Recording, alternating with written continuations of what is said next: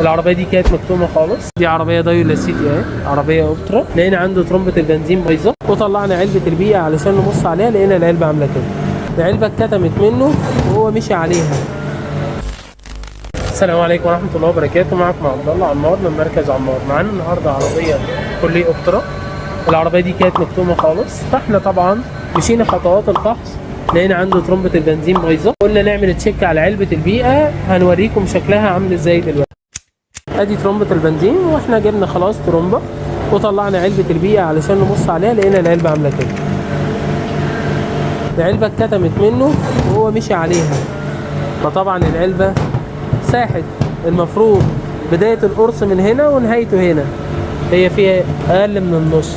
فاي حد عنده مشكله في اي عربيه ما ينساش يطمن على علبه البيئه، يحل علبه البيئه يطمن عليها، وطبعا يقيس الفويل بريشر اللي هو ضغط البنزين. شوفهم معكين هنا، كانوا مغيرين قلب ومش رابطين كلهات، والمنظم الضغط اللي هو الفير ريجريتور بيعلق. طبعا عملنا له دوره غسيل الرشاط ونضفنا له العربيه، وهنغير علبه البيئه وهنغير ترمبه بنزين.